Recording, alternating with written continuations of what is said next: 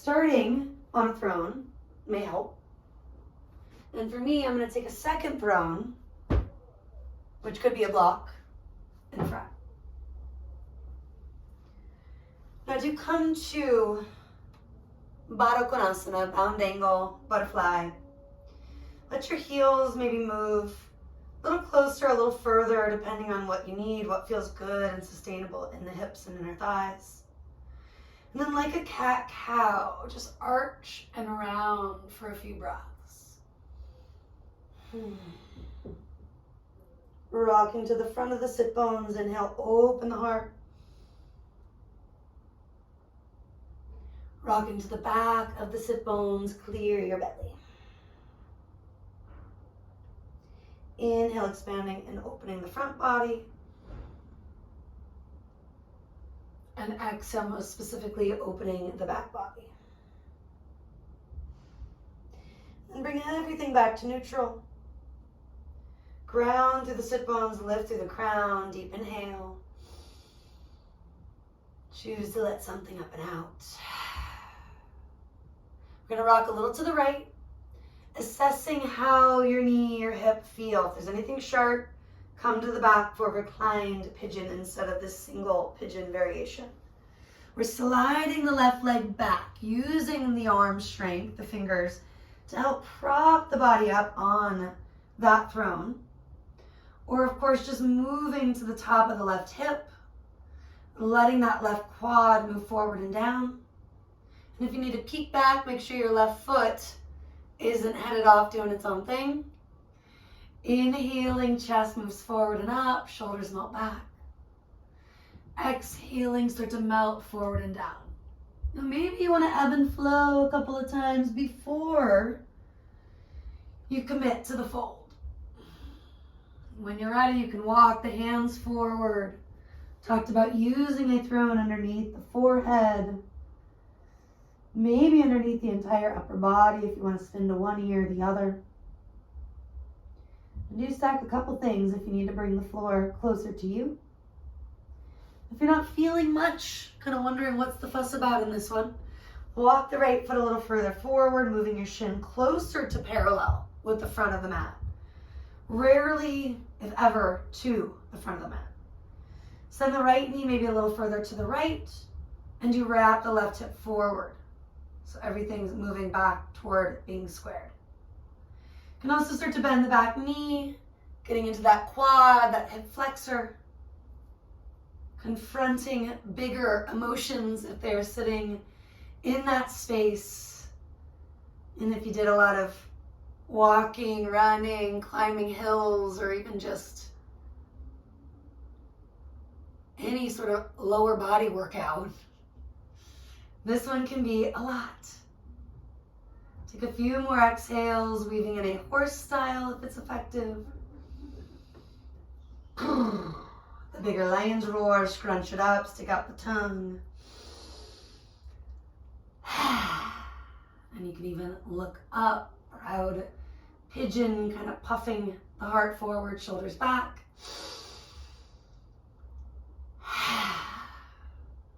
Now rock to the right, bring the left leg around, returning to that basic butterfly shape.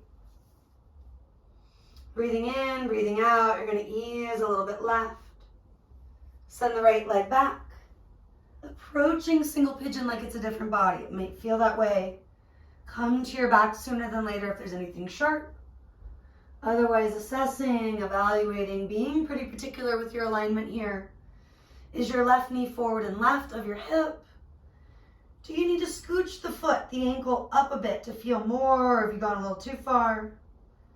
Ebbing and flowing if you've yet to, a couple times, and then committing to that release. Bringing the earth to you, prop yourself up a little or a lot. And I mentioned sighing it out later on the other side. Maybe you're taking that sooner on this side. Horse breath, lion's roar, really anything that just has to go, can be primal or not. A strange sound that just feels like a surrender.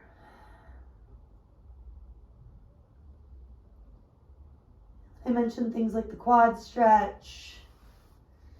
Making it work for you, however. Just because you did it on side one does not mean you need to go there.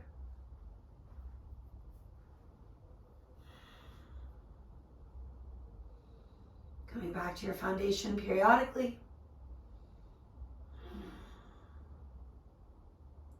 To prana, the flow of the breath itself. And maybe even your specific intention. Breathing out the stuff that needs to go. Take another cycle or two. Maybe 3 or 4 if this is the side where you are holding more stuff.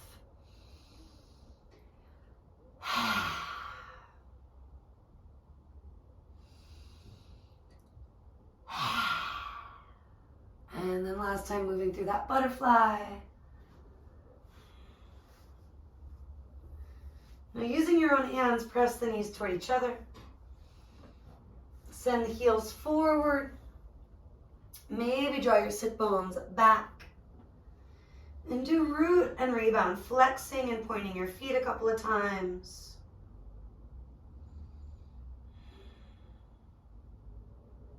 Looping the shoulders once or twice.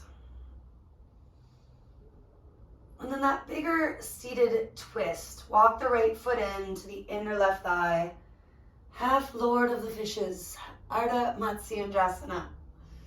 Maybe cross the foot over. We've warmed up the hips and glutes. Feel what works. Easing again a little left. Bring the heel toward the right sit bone. Coming back to center as best you can in phase 1, 2, or 3. Now circle the right arm up and back. Reaching to your fingertips. Let the elbow be a little springy. Take an inhale or two, reaching to the sky. Breathing in, breathing out. Let your skin stretch. And then crossing it over. That elbow can bend or straighten based on what works in your body. To allow it to be a lever. Both hands, both arms are working for you. Adjusting ever so slightly. Feeling that fine line between being a lever and straining, overdoing it, forcing things. Clear it all out. Last exhales. Now the legs stay for now. Let your head and neck release to the front. Counter twisting. Walk both hands to the left. Take that moment to ebb and flow. Releasing the outer glute, piriformis, and low back region. 2, 3 times, inhaling and exhaling. And then maybe stay, letting your arms walk a little further forward, and or putting your head, your hands on a block and chilling out a little longer.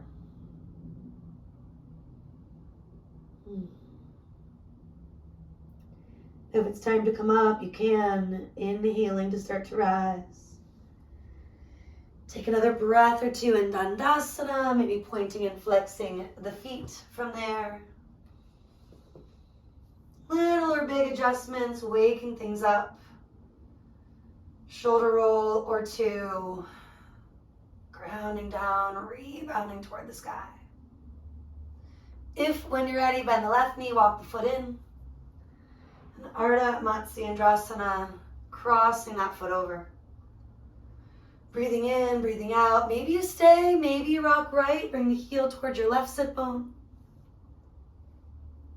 Getting into the outer hip, the glute a little bit more. Not forcing things in the lower and mid back, but inviting them in here. Left arm is going to reach up and back.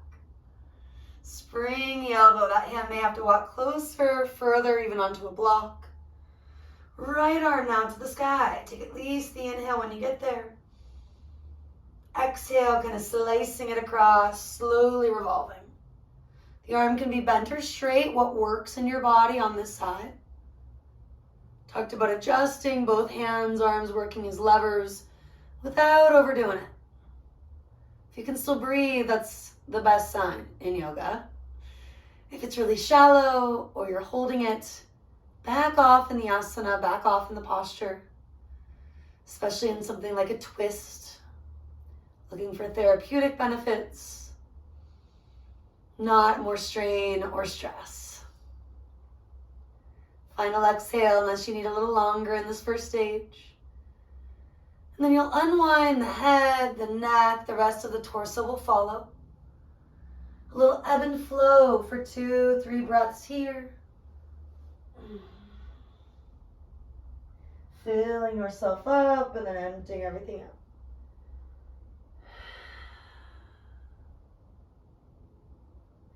You can go in and fold sooner than later. Mention putting that block maybe under the forehead or just the hands. Breathing in, breathing out.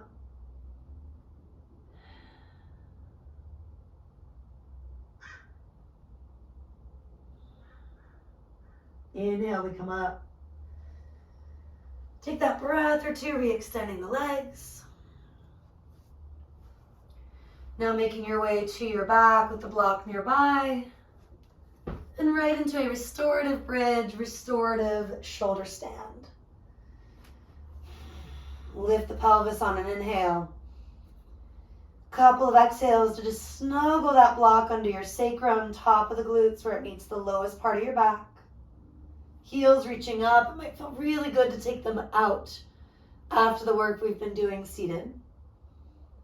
Gravity taking over. Noting if it's too much, your hands could support you, or just back out of it and send the heels up over hips instead of out from the hips.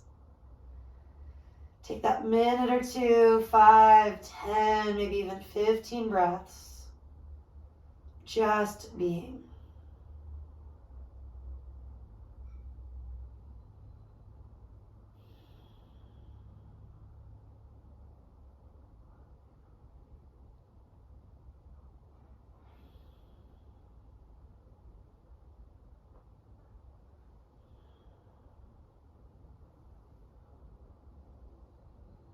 If you do come out of it a little early, that reminder to come through knees at the chest.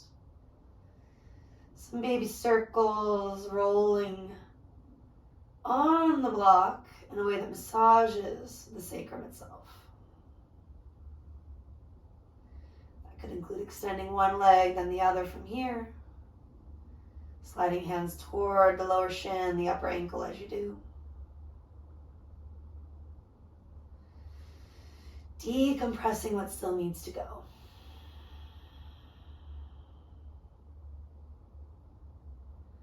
And any last gentle back bending, twisting, staying with the block or cruising on down to the mat sooner than later.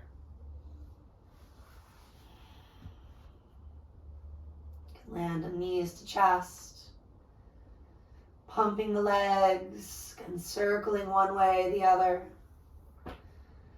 Or just resting for a few breaths with the knees bent, feet grounded.